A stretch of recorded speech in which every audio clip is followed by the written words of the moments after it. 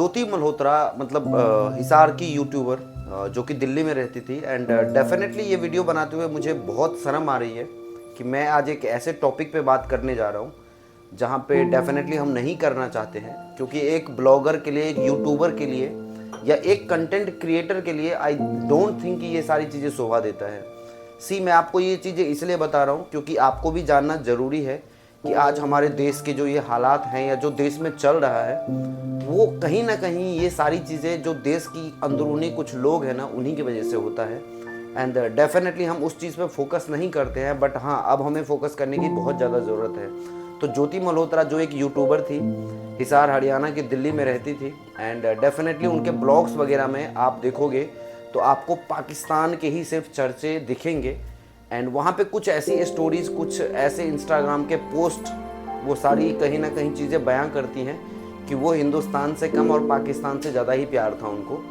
तो ये चीज़ें जो है कहीं ना कहीं देखने को मिला। एंड अभी तक की रिपोर्ट के हिसाब से जो दिल्ली पुलिस है या जो गवर्नमेंट है, उन्होंने अरेस्ट कर लिया है ज्योति को, क्योंकि उनका जो लिंक है वो ISIS से कहीं ना कहीं है।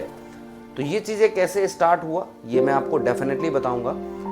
ज्योति का जो ब्लॉगिंग है स्टार्ट होता है आज से 5 साल पहले, जहाँ पे वो एक शॉर्ट वीडियो से स्टार्ट करती हैं और पिछले 5 साल से ब्लॉगिंग कर रही है। ऑलमोस्ट 2020 से कर रही है ब्लॉगिंग। एंड वो एक बार पाकिस्तान जाती है घूमने के लिए, वहाँ पे उनको एक लड़के से मुलाकात होती है। एंड लव जिहाद, जी हाँ, आप जो सुनते आ रहे हो लव जिहाद, तो लव जिहाद के चक्कर में उस लड़के से, वो जो लड़का होता है वो अपने देश के लिए तो बिल्कुल ही कह सकते हैं कि देशभक्त था, बाकी ज्योति वो देशभक्त नहीं निकली। एंड आपस में इनके कुछ चक्कर थे।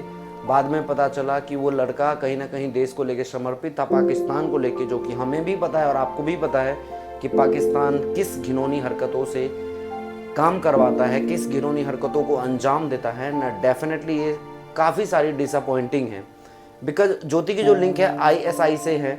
एंड ये चीज़ें तब खुलासा हुआ जब उनके कुछ चैट्स को स्नैपचैट, व्हाट्सएप, इंस्टाग्राम, इन चीज़ों के ऊपर देखा गया। एंड डेफिनेटली अभी पुलिस ने अरेस्ट तो कर लिया है, बट क्या सवाल ये नहीं है कि क्या हम अपने देश में ही ऐसे सांप को पाल रहे हैं जो हमें, हमारे देश को अंदर ही अंदर खोखला कर रहा है?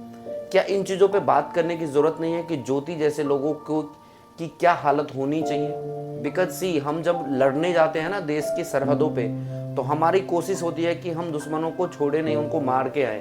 बट जो हमारे देश में दुश्मन जो पनप रहे हैं, उनके लिए हम क्या कुछ कर पा रहे हैं? नहीं कर पा रहे, बिल्कुल नहीं कर पा रहे हैं। एंड जो उनके सोर्स ऑफ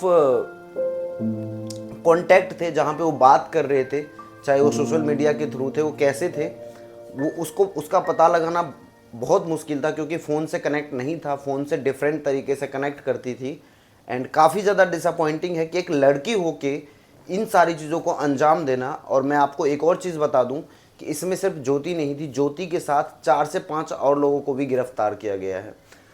बाकी इस पे सरकार अब क्या फ़ैसला लेती है ये आपको आने वाले टाइम में वीडियो में मैं ज़रूर बताऊंगा। बट डेफिनेटली ये काफ़ी ज़्यादा डिसअपॉइंटिंग है कि हमारे देश के ही कुछ गद्दार इस सिचुएशन में पहुंच चुके हैं कि देश के जो कुछ न्यूज़ हैं या कुछ खबर है या जो सेना की न्यूज़ है, वो सारी न्यूज़ वो वहाँ पे पहुँचाती थी।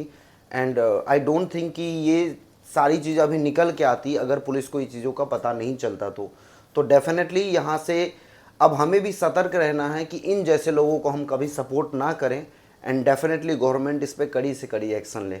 बाकी आपको वीडियो में कुछ समझ आया हो, अच्छा लगा हो, तो कमेंट में ज़रूर बताना कि ज्योति के लिए कौन सी सज़ा होनी चाहिए। Thank you.